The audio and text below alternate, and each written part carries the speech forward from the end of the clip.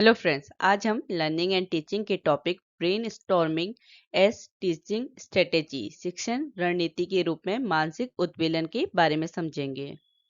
अब हम बात करते हैं ब्रेन स्टॉर्मिंग की। जो ये वर्ड है ब्रेन स्टॉर्मिंग, इसका मीनिंग क्या है? ब्रेन मीन्स क्या होता है? दिमाग या मस्तिष्क, और स्टॉर्मिंग मीन्स क्या होता है? तूफान। तो दिमाग में जो तूफान आ रहा है उसको हम कहते हैं ब्रेन स्टॉर्मिंग। अब इसे एज ए टीचिंग स्ट्रेटेजी समझते हैं कि शिक्षण रणनीति में मानसिक उद्वेलन का क्या मतलब है। अब क्या होता है, जो टीचिंग मेथड में है उसमें ब्रेन स्टॉर्मिंग में क्या होता है कि जो बच्चा है वो खुद से सोचता है, स्वयं से विचार करता है और खुद के ब्रेन में क्या है, आइडियाज जनरेट करता है, अपने मस्तिष्क में स्वयं के विचार उत्पन्न करता है ब्रेन स्टॉर्मिंग मेथड में। यहाँ पे टीचर क्या करता है, सिंपली बच्चों को गाइड करता है। यहाँ पे टीचर बच्चों को एक प्रॉब्लम देता है, उसके अकॉर्डिंग, किसके अकॉर्डिंग? बच्चे के इंटरेस्ट, एबिलिटी और नीड के अकॉर्डिंग बच्चों को प्रॉब्लम देता है। टीचर का काम यहाँ पे सिर्फ गाइड करना है और प्रॉब्लम बच्चों को देना है कि उसका सॉल्यूशन बच्चे खुद से अपने ब्रेन में जनरेट करेंगे। अब क्या है कि जब मानसिक उद्वेलन या ब्रेन स्टॉर्मिंग हो, प्रोसेस चल रही हो, मेथड चल रही हो, तो वहां पे क्या होता है, कोई भी आंसर रॉन्ग नहीं होता। मानसिक उद्वेलन करते समय कोई भी उत्तर गलत नहीं होता। इससे क्या होता है कि जो बच्चा है, स्टूडेंट है, वो अपने थॉट्स को फ्रीली एक्सप्रेस कर पाता है। उसको जो डर है कि वो अपने थॉट एक्सप्रेस करेगा तो वो क्या हो जाएगा, फेल हो जाएगा। तो वहां पे ब्रेन स्टॉर्मिंग में क्या होता है, बच्चे का ये जो डर है अपने थॉट्स को एक्सप्रेस करने का, वो क्या हो जाता है, खत्म हो जाता है। उसको वो अपने जो थॉट्स हैं उनको फ्रीली एक्सप्रेस कर पाता है, बिना किसी डर के, बिना किसी असफल होने के भय से। ये जो व्यू था ब्रेन स्टॉर्मिंग, ये दिया था एलेक्स ऑसबॉर्न ने। उनके अकॉर्डिंग क्या था कि जो ब्रेन स्टॉर्म है वो एक टेक्निक और स्पेसिफिक रूल है का एक सेट है, जिसे यूज करके बच्चे को इनकरेज और न्यू, जिससे इनकरेज करके, प्रोत्साहित करके, जिससे बच्चा क्या है, न्यू आइडियाज को जनरेट करे, जो क्या हो, एक नॉर्मल कंडीशन में या नॉर्मल सर्कमटेंस में नहीं हो सकती। तो ब्रेन स्टॉर्मिंग हो जब क्या हो, मानसिक उद्वेलन चल रहा हो, उसी टाइम पे जो भी स्पेसिफिक रूल और टेक्निक सेट किए गए हैं उसके अकॉर्डिंग बच्चा क्या कर सकता है, अपने आइडियाज को जनरेट कर सकता है और उनको एक्सप्रेस कर सकता है in the process of brain storming. अब समझते हैं कि जो डिफरेंट वे से, या जैसे हम ब्रेन स्टॉर्मिंग को कैसे और समझा सकते हैं, किस प्रकार उसकी व्याख्या कर सकते हैं।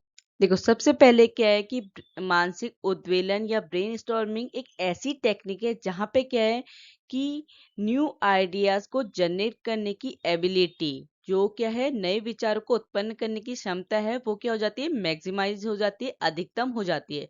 सपोज आप क्लास में ब्रेन स्टॉर्मिंग मेथड यूज कर रहे हैं, तो वहां पे आप क्या है, हर एक बच्चा क्या है, अपनी एबिलिटी के अकॉर्डिंग क्या है, न्यू आइडियाज जनरेट करेगा। तो यहाँ पे क्या है, ब्रेन स्टॉर्मिंग या मानसिक उद्वेलन से क्या है, एक मैक्सिमम, आपको मैक्सिमम जो भी रिक्वायरमेंट है किसी भी क्वेश्चन की, वो क्या हो जाएगी, मैक्सिमाइज हो जाएगी, अधिकतम हो जाएगी। तो ब्रेन स्टॉर्मिंग ऐसी एबिलिटी है जहाँ पे क्या है, न्यू आइडियाज को जनरेट करना, नए विचार को उत्पन्न करने की क्षमता क्या हो जाती है, अधिकतम हो जाती है।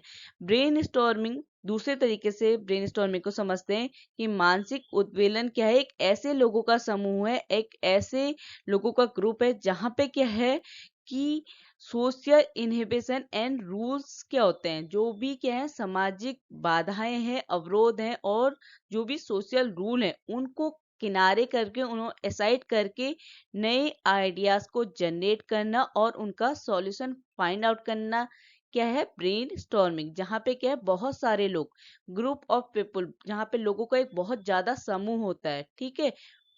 तो मानसिक उद्वेलन क्या है, ब्रेन स्टॉर्मिंग क्या है, जहाँ पे एक बहुत सारे लोगों का समूह, एक बहुत सारे लोगों का ग्रुप, जो भी सोशल रूल बने हैं, सोशल इनोवेशन है, उनको क्या करते हैं, एसाइड करते हैं, और उनका एम क्या है, generating new ideas and solution.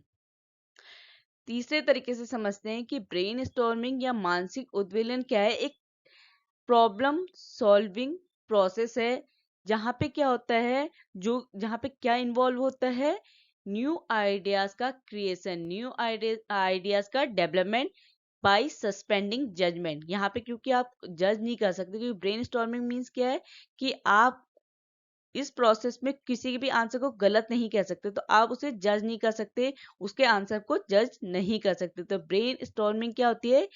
Problem solving, समस्या समाधान का एक पार्ट है, एक हिस्सा है, जिसका क्या होता है कि नए विचारों का निर्माण शामिल होता है। इसमें क्या इन्वॉल्व होता है? Creation of new ideas by suspending judgement. इसके बाद आता है कि जो ब्रेन स्टॉर्मिंग है वो क्या है? ट्रेडिशनल ब्रेन स्टॉर्मिंग भी हो सकती है, एडवांस ब्रेन स्टॉर्मिंग भी हो सकती है। जो मानसिक उद्वेलन है वो पारंपरिक मानसिक उद्वेलन भी हो सकता है या उन्नत मानसिक उद्वेलन हो सकता है। अब सबसे पहले समझते हैं ट्रेडिशनल ब्रेन स्टॉर्मिंग, पारंपरिक मानसिक उद्वेलन क्या है। अगर आप नॉर्मल व्यू में सामान्य शब्दों में समझे तो brain storming in traditional way क्या होता है कि वहां पे क्या करते हैं, बहुत सारे लोग बैठे हैं एक ग्रुप में, बहुत सारे लोग बैठे हैं एक रूम में। वो क्या करते हैं, जो भी उनके आइडियाज ब्रेन में जनरेट हो रहे हैं उनको क्या करते हैं, साउट आउट करते हैं, चिल्ला चिल्ला के अपनी बात रखते हैं। तो ट्रेडिशनल पारंपरिक मानसिक उद्वेलन का में क्या होता है कि यहाँ पे लोगों का एक समूह एक कमरे में बैठता है और उसमें होने वाले विचारों को चिल्लाकर बताता है। यहाँ पे वन बाई वन अपने विचारों को नहीं एक्सप्रेस करे, जिसके जो विचार आ रहे हैं वो उसको एक्सप्रेस कर रहा है पारंपरिक मानसिक उद्वेलन में, ट्रेडिशनल ब्रेन स्टॉर्मिंग में।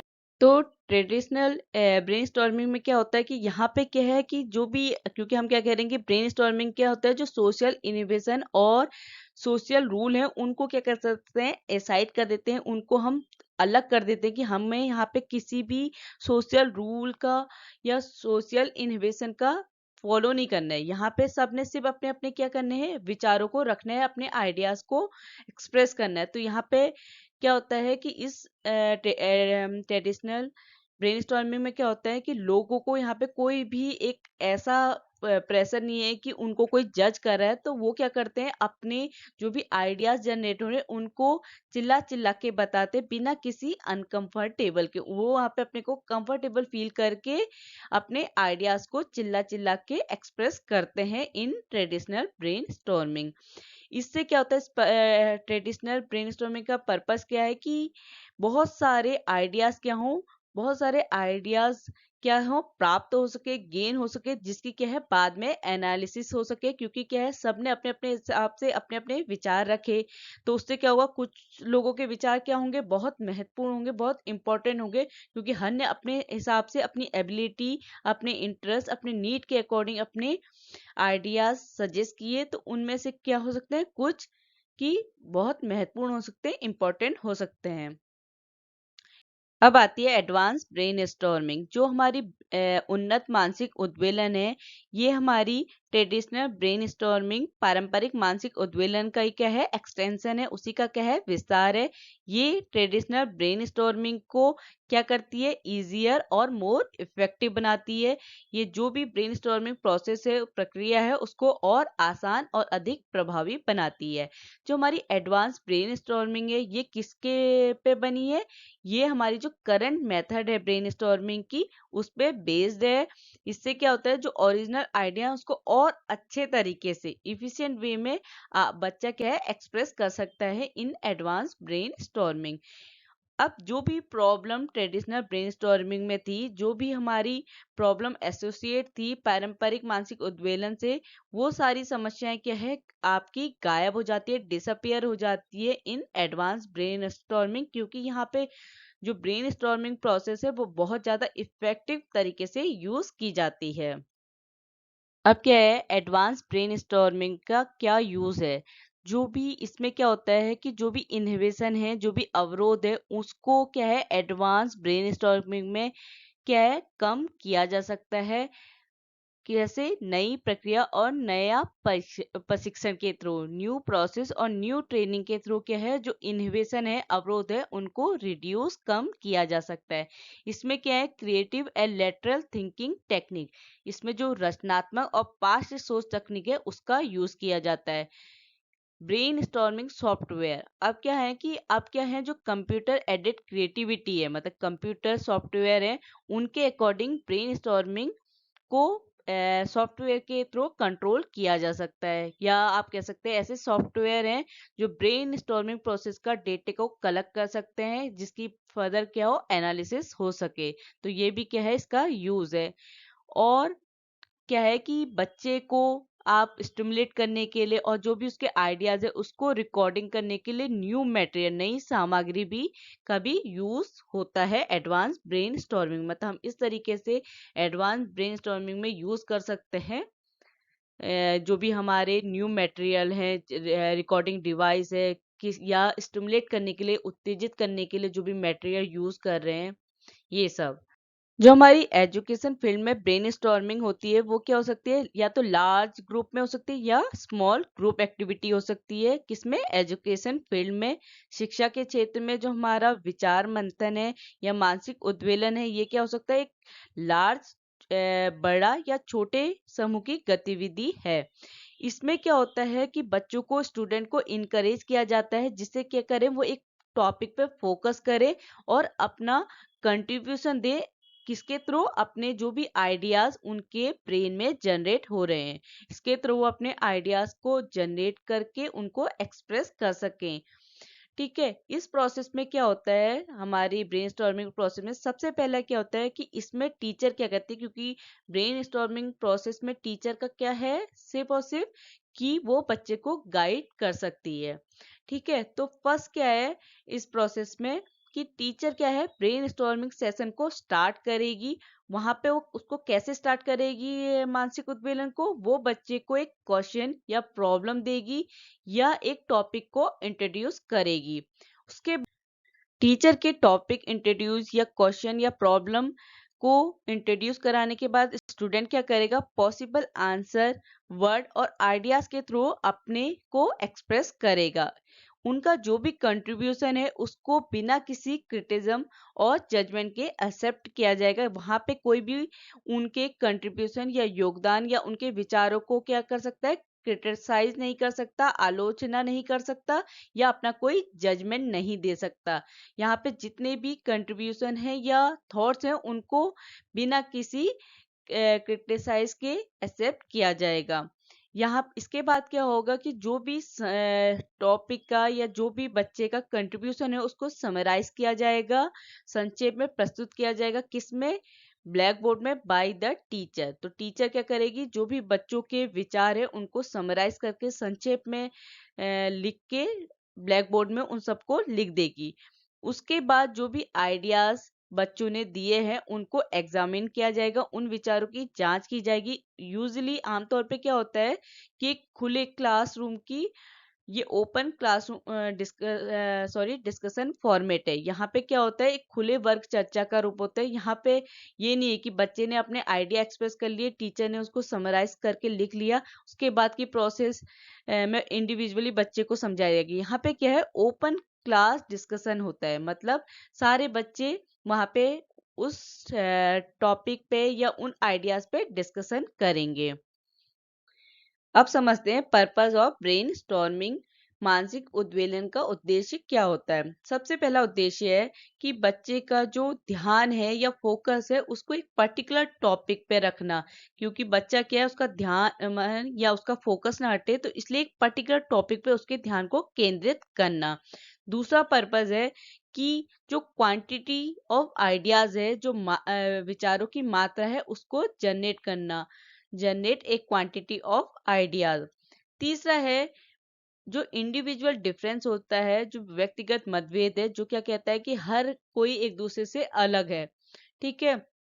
तो यहाँ पे क्या है, बच्चे को ये सिखाया जाता है कि इंडिविजुअल डिफरेंस को एक्सेप्ट और उसकी रिस्पेक्ट की जाए। जो व्यक्तिगत मतभेद हैं उनकी स्वीकृति और सम्मान सिखाने के लिए भी ब्रेनस्टॉर्मिंग यूज की जाती है।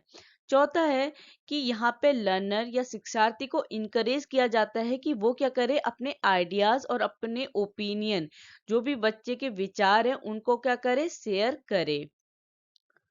5वां पॉइंट क्या है कि बच्चे को इसमें डिमॉन्स्ट्रेट किया जा रहा है, प्रदर्शित किया जा रहा है कि उसकी जो भी नॉलेज है, जितनी उसकी एबिलिटी है, उसकी वैल्यू की जा रही है, उसकी क्षमताओं के को महत्व दिया जा रहा है, एक्सेप्ट किया जा रहा है, स्वीकार किया जा रहा है। ठीक है, ब्रेन स्टॉर्मिंग में बच्चे को ये फील कराया जाता है कि उसकी नॉलेज, जो भी उसकी एबिलिटी है, नॉलेज है, उसको क्या दी जा रही है, वैल्यू दी जा रही है, उसे एक्सेप्ट किया जा रहा है। छठा पॉइंट है कि ब्रेनस्टॉर्मिंग का पर्पस क्या है कि बच्चे को जो कलेक्शन, आइडिया कलेक्शन है, उसकी प्रैक्टिस कराना। किससे पहले? राइटिंग और सॉल्विंग प्रॉब्लम।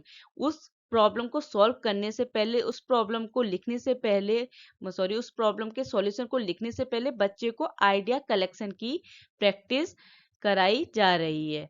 जो हमारी ब्रेन स्टॉर्मिंग है, उसका पर्पस क्या होता है कि हर एक बच्चे को अपॉर्चुनिटी प्रोवाइड करना, हर एक बच्चे को अवसर देना कि वो क्या करे, अपने आइडिया को शेयर कर सके, एक्सपेंड कर सके अपनी एग्जिस्टिंग नॉलेज को, जो भी उसको पहले से ज्ञान है।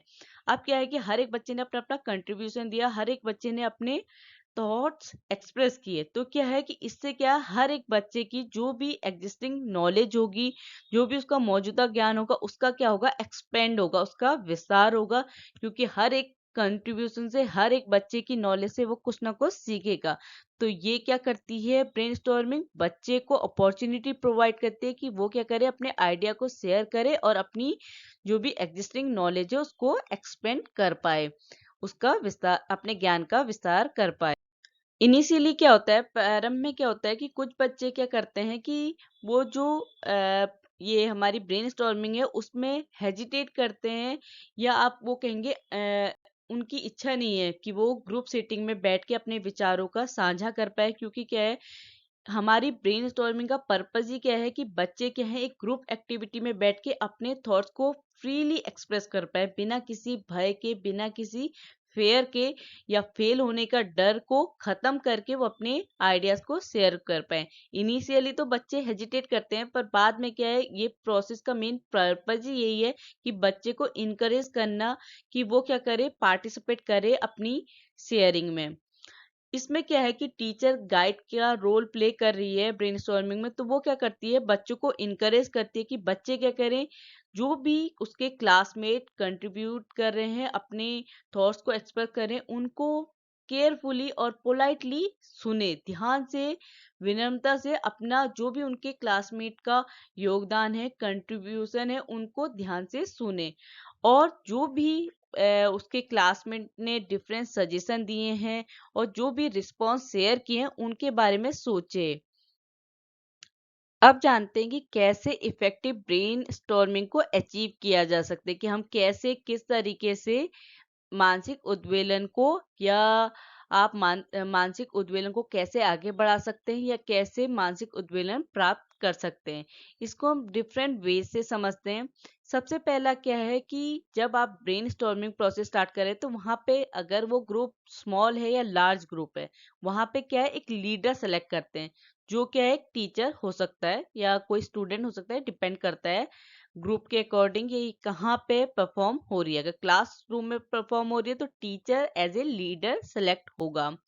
उसके बाद क्या है कि जो भी प्रॉब्लम या आइडिया ब्रेनस्टॉर्म करना है, या जिसका भी मानसिक उद्वेलन करना है, चाहे वो कोई भी प्रॉब्लम हो या कोई भी टॉपिक हो, उसका सिलेक्शन करना है, उसे डिफाइन करना है। और उसके बाद ये बात ध्यान में रखनी है कि वो जो टॉपिक है वो हर एक बच्चे को क्लियर होना चाहिए, कि जिस भी टॉपिक के बारे में जानकारी निकालनी है, एक्सप्लोर करनी है, वो हर एक बच्चे को समझ, मतलब उस टॉपिक के बारे में हर एक बच्चे को समझ होनी चाहिए।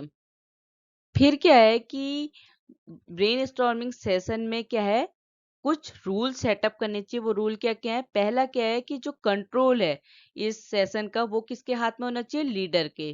जो भी नियंत्रण है वो लीडर या टीचर के हाथ में होना चाहिए। दूसरा, हर एक बच्चे को अपने आइडियाज को शेयर करने के लिए, कंट्रीब्यूट करने के लिए अलाउ होना चाहिए, कि हर एक बच्चे को अनुमति है कि वो अपने आइडियाज को, अपने थॉट्स को एक्सप्रेस कर सकता है।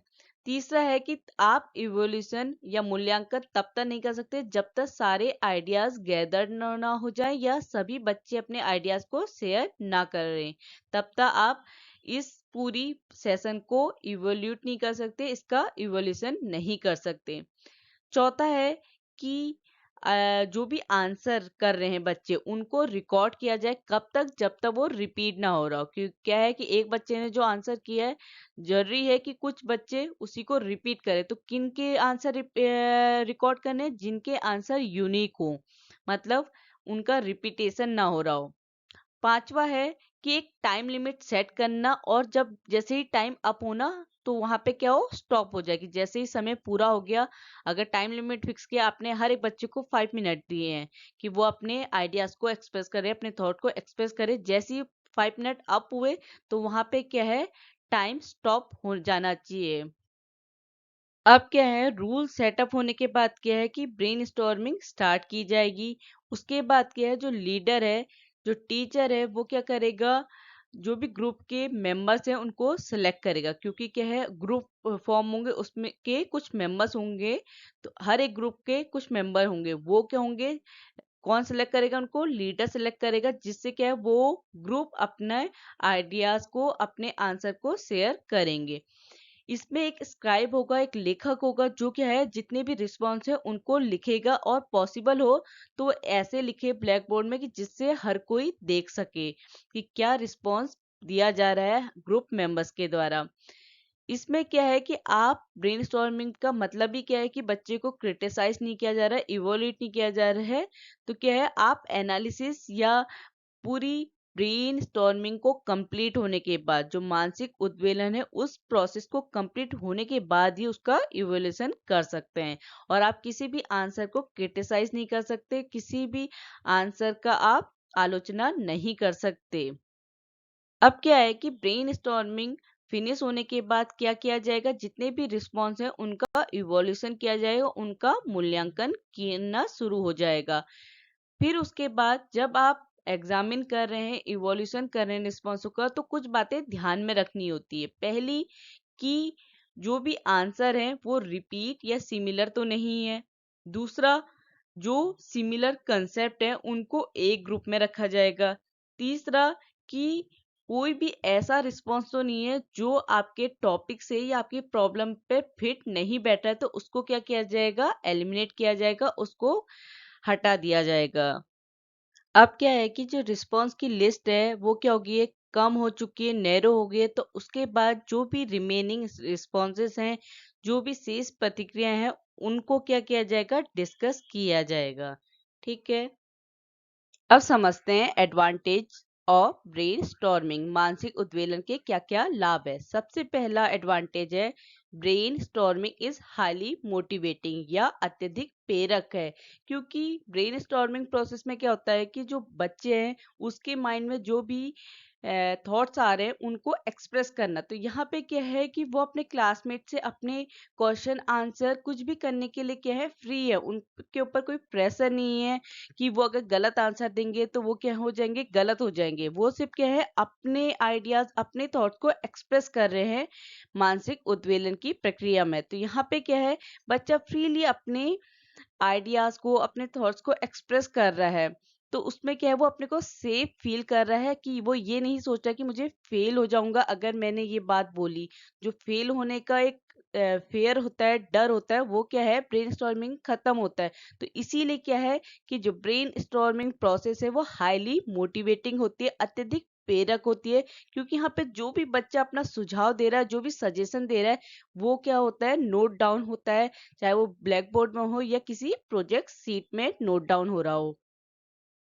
सेकेंड एडवांटेज है, brain storming increase task force. Task force समझिए या वर्किंग ग्रुप। तो ब्रेन स्टॉर्मिंग में क्या होता है कि जैसे वर्किंग ग्रुप क्या है, बहुत सारे लोगों का ग्रुप है जो काम कर रहे हैं। तो ब्रेन स्टॉर्मिंग मानसिक उद्वेलन क्या करता है, उसको भी बढ़ाता है, इंक्रीज करता है। क्योंकि इस प्रोसेस में क्या है कि जो भी ग्रुप कहिए या एक इंडिविजुअल की बात करिए, उसके पास, उसके ऊपर क्या होता है, बहुत लिटिल प्रेशर होता है, बहुत कम दबाव होता है। क्योंकि यहाँ पे क्या है, कुछ रूल सेट किए जाते हैं, किसके द्वारा, ग्रुप लीडर के द्वारा। तो ब्रेन स्टॉर्मिंग प्रोसेस में ग्रुप लीडर के जो भी रूल्स के अकॉर्डिंग जो भी रूल्स बने हैं कि इस तरीके से प्रोसेस चलनी है, उससे क्या होता है कि जो भी इंडिविजुअल इस प्रोसेस में पार्टिसिपेट कर रहा है उसके ऊपर बहुत कम प्रेशर होता है। तो इससे क्या है, जो टास्क फोर्स या वर्किंग ग्रुप है वो क्या होता है, इंक्रीज होता है। इसमें क्या है, क्योंकि इसमें आप किसी को पर्सनल कमेंट नहीं कर सकते, रीजॉइंडर नहीं कर सकते, उसको प्रत्युत्तर नहीं दे सकते, उसको जवाब नहीं दे सकते, उसके जो भी उसके थॉट्स या आइडिया का एक्सप्रेशन है या उसके कोई भी आंसर को आप एडिट नहीं कर सकते, क्योंकि ब्रेन स्टॉर्मिंग में ये सारी प्रोसेस क्या होती है, एलिमिनेट कर दी जाती है या समाप्त कर दी जाती है। आप किसी के भी जो भी थॉट्स हैं, जो भी आइडियाज है, उनको सिर्फ सुनेंगे और अपने आइडियाज को एक्सप्रेस करेंगे। तो यहाँ पे जो कमेंट्री होती है, किसी को आप कमेंट कर रहे हैं, उस पर टिप्पणी करिए या आप उसको प्रत्युत्तर दे रहे हैं, ये सब क्या होता है, खत्म होता है। यहाँ पे ये इन चीजों का यूज नहीं होता है। तो इससे क्या है, जो वर्किंग ग्रुप है या टास्क फोर्स है वो क्या होते हैं, इंक्रीज होते हैं। जो हमारे टास्क फोर्स है वो बढ़ते हैं ब्रेन स्टॉर्मिंग प्रोसेस से। थर्ड एडवांटेज है, brain storming promote spontaneity and creativity. या आप कह सकते हैं कि ब्रेन स्टॉर्मिंग या मानसिक उद्वेलन बच्चे के अंदर क्या है, फ्रीडम और रचनात्मक को बढ़ाता है। जो उसके अंदर की रचना है उसको बढ़ाता है, क्योंकि यहाँ पे कोई भी प्रेशर नहीं है, बच्चा फ्रीली अपने को एक्सप्रेस कर रहा है। तो उससे क्या, उसकी क्रिएटिविटी भी क्या होगी, बढ़ेगी, या बच्चे को उसका प्रमोट करने का मौका मिलेगा। तो इससे एक पॉजिटिव एटमॉस्फेयर बनेगा और बच्चे को क्या है, उसकी क्रिएटिविटी क्या होगी, इंक्रीज होगी। उसे अपने थॉट्स को क्रिएटिव बनाने का क्या मिलेगा, मौका मिलेगा ब्रेन स्टॉर्मिंग में। चौथा है हमारा, brain storming efficient and productive. Productive क्या है कि बहुत सारे लोग हैं, सब अपने अपने हिसाब से अपने अपने आइडियाज या थॉट्स को एक्सप्रेस करेंगे। तो उससे क्या है, आपको ज़्यादा क्वांटिटी में, ज़्यादा मात्रा में क्या है, आपके क्वेश्चन के सॉल्यूशन मिलेंगे। तो इससे क्या है कि इसीलिए हम कह रहे हैं ब्रेन स्टॉर्मिंग क्या है, प्रोडक्टिव है, साथ ही साथ इफिशियंट है। क्योंकि क्या है, यहाँ पे आप किसी के क्रिटिसाइज नहीं कर सकते। आपको जो भी आइडियाज ऐसे लग रहे हैं कि उस क्वेश्चन से फिट नहीं बैठ रहे हैं, आप उसको लिस्ट से बाहर कर रहे हैं, पर हर एक बच्चे को मौका दे रहे हैं, उसको इस कि वो अपने थॉट्स को एक्सप्रेस करे। इसके लिए उसको क्या कर रहे हैं, इफिशिएंट कर रहे हैं, उसको बढ़ावा दे रहे हैं, उसको कुशल बना रहे हैं कि वो क्या करे, अपने आइडियाज को शेयर करे। तो ब्रेन स्टॉर्मिंग किस में हेल्प करती है, इसीलिए जो ब्रेनस्टॉर्मिंग प्रोसेस है वो क्या है, इफिशिएंट एंड प्रोडक्टिव है। इसके बाद आता है, brainstorming provides a permanent record and aids in developing solution to problems. अब क्या होता है कि इस प्रोसेस में हम क्या यूज करते हैं, रिकॉर्डिंग एड्स यूज करते हैं। इसकी हेल्प से क्या है कि जो भी बच्चों ने अपने थॉट्स या आइडियाज एक्सप्रेस किए वो क्या हुए, रिकॉर्ड हुए। तो हम उनको परमानेंटली रिकॉर्ड रख सकते हैं कि बच्चों ने क्या क्या अपना सॉल्यूशन दिया अपनी प्रॉब्लम का, जिससे क्या है कि उस प्रॉब्लम का जो सॉल्यूशन है उसको डेवलप किया जा सकता है। और पूरी प्रोसेस को आपके रिकॉर्ड करने से क्या है, आप लास्ट में उस प्रोसेस का क्या कर सकते हैं, इवोल्यूशन कर सकते हैं। तो इसलिए ये बेनिफिशियल है उन बच्चों के लिए जो अपने आइडियाज को शेयर कर रहे हैं, पर उनको लग रहा है, क्योंकि बच्चा ये सोच के एक्सप्रेस कर रहा है कि वो फ्री है। पर जब उसको उसका रिकॉर्ड बताया जाएगा, इवोल्यूट किया जाएगा कि उसका जो उसने प्रॉब्लम का आंसर दिया है वो बहुत इफेक्टिव था, तो उससे क्या है, बच्चे का कॉन्फिडेंस लेवल भी क्या होगा, बढ़ेगा। तो इसलिए ब्रेनस्टॉर्मिंग क्या करता है, एक परमानेंट रिकॉर्ड देता है, जो भी बच्चों ने, स्टूडेंट ने अपने प्रॉब्लम के सॉल्यूशन बताने के लिए जो भी अपने प्रॉब्लम के सॉल्यूशन बताए हैं। अब समझते हैं स्कोप ऑफ ब्रेनस्टॉर्मिंग की मानसिक उद्वेलन कहाँ कहाँ पे यूज किया जा सकता है। सबसे पहला क्या है कि ये जो टेक्निक है ब्रेनस्टॉर्मिंग, ये कहाँ पे यूज की जा सकती है, इंजीनियरिंग करिकुलम। जो इंजीनियरिंग पाठ्यक्रम होता है उसके सभी लेवल में, सभी स्तरों में हम ब्रेन स्टॉर्मिंग टेक्निक को यूज कर सकते हैं। साथ ही साथ जो भी टीचिंग सिनेरियो है, लैब, लेक्चर और डिस्कशन सेक्शन, इनमें क्या है, हम ब्रेनस्टॉर्मिंग टेक्निक को यूज कर सकते हैं। क्योंकि लैब है, वहां पे बहुत बच्चे ग्रुप में हैं, अगर उन ग्रुप में बच्चों को ग्रुप में करा और फिर उनको अपने उस लैब के जो भी आइटम्स वहां पे हैं उनके अकॉर्डिंग उनसे अपने आइडिया शेयर करने के लिए कहा जाएगा। तो इसलिए हम क्या कह रहे हैं कि जो भी इंजीनियरिंग करिकुलम है वहाँ पे और साथ ही साथ टीचिंग सिनेरियो वहाँ पे क्या कर सकते हैं, हम ब्रेनस्टॉर्मिंग टेक्निक को यूज कर सकते हैं। वहाँ वहाँ ये अप्लीकेबल होती है। कहाँ? टीचिंग सिनेरियो में, labs, lectures and discussion section. Specially जो हमारी ब्रेनस्टॉर्मिंग है ये डिजाइन कोर्स में यूज होती है, क्योंकि हम क्या कहते हैं कि हमारी ब्रेनस्टॉर्मिंग टेक्निक क्या है? Multiple answer, multiple dimension methodology. क्योंकि यहाँ पे जो एक क्वेश्चन के क्या है, बहुत सारे आंसर है, मल्टीपल आंसर है। तो इस मेथोलॉजी को हम कहाँ पे स्पेशली यूज कर सकते हैं? डिजाइन, किसी चीज का डिजाइन फॉर्म करने में, या जो डिजाइनिंग कोर्स होते हैं वहां पे हम ब्रेन स्टॉर्मिंग टेक्निक को यूज कर सकते हैं। जो हमारी ब्रेन स्टॉर्मिंग टेक्निक है या मानसिक उद्वेलन की तकनीक है, इसको हम अलग अलग तरीकों से यूज कर सकते हैं। पहली होती है स्ट्रक्चर्ड। इस टेक्निक में क्या होता है कि एक टॉपिक को पूरी क्लास को दिया जाता है डिस्कस करने के लिए। हर एक स्टूडेंट क्या करता है? अपने आइडियाज को कंट्रीब्यूट करता है इस टेक्निक में। इस टेक्निक का एडवांटेज क्या है कि इसमें हर एक स्टूडेंट क्या करता है? पार्टिसिपेट करता है। और जो वोकल स्टूडेंट है, जो ज्यादा बोलने वाले स्टूडेंट है, वो क्या होते हैं? डिस्कशन पे डोमिनेंट नहीं हो पाते, डिस्कशन में हावी नहीं हो पाते। पर इस टेक्निक का डिसएडवांटेज क्या है कि जो बच्चे क्या होते हैं, अनस्ट्रक्चर्ड सेशन में बच्चे क्या होते हैं? बहुत फ्रीली अपने आइडियाज को शेयर करते हैं। तो स्ट्रक्चर्ड टेक्निक में क्या होता है? बच्चे प्रेशर फील करते हैं, अनकंफर्टेबल फील करते हैं। तो ये इस टेक्निक का क्या है? डिसएडवांटेज।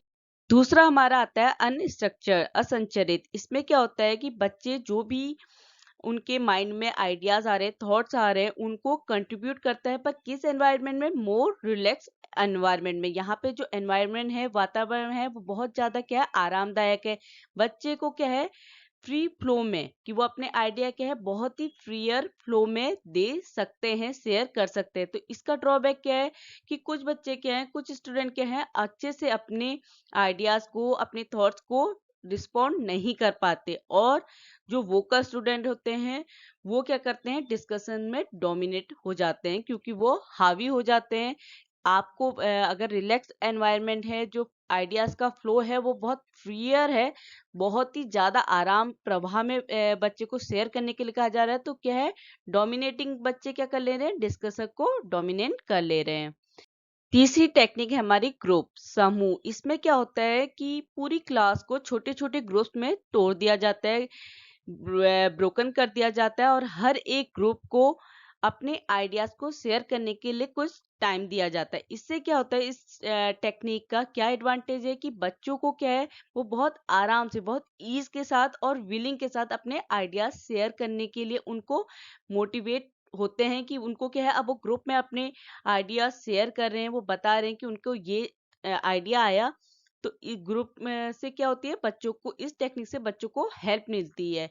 और साथ ही साथ जो ग्रुप वर्क की, इसमें क्या है? बच्चे को जो ग्रुप में काम करने की, ग्रुप वर्क की आदत पड़ती है। इस चीज को प्रमोट होता है बच्चों का कि वो काम क्या करें? ग्रुप में करें और अच्छे से कम्युनिकेट कर सके वो स्टूडेंट।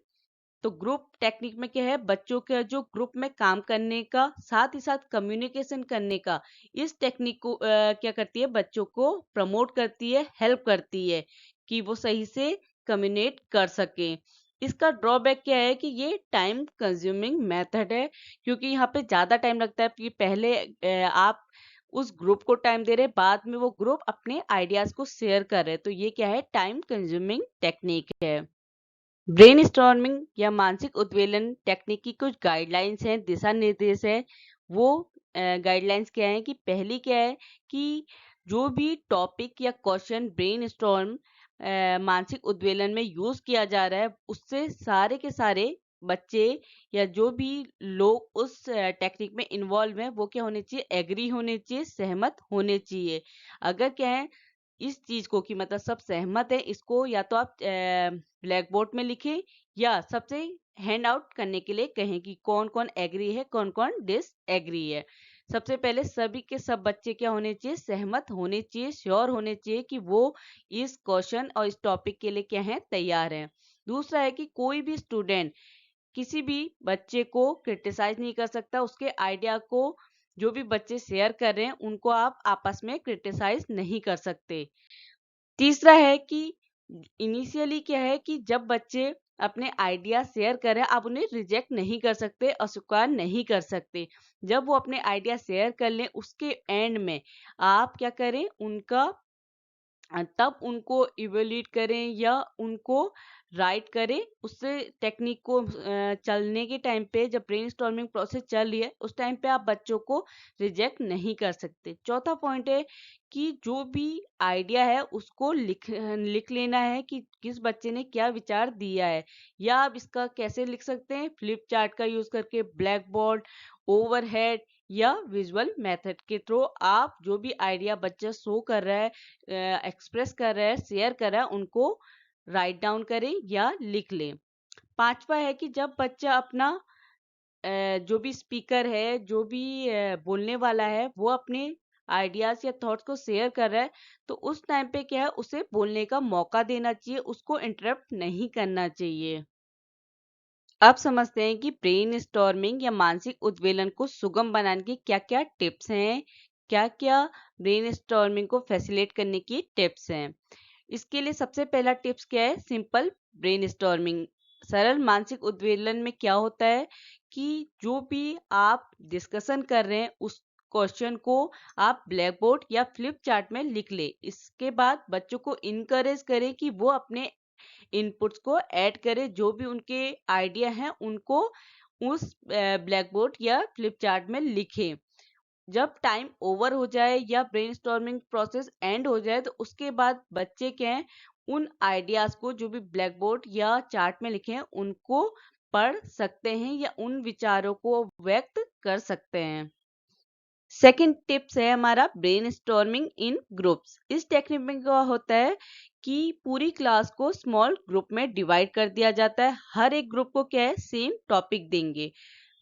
सेम टॉपिक देने के बाद क्या है कि हर एक ग्रुप को आप पेपर देंगे जिसमें वो अपने आइडियाज, अपने इंस्ट्रक्शन को क्या करें, रिकॉर्ड करें।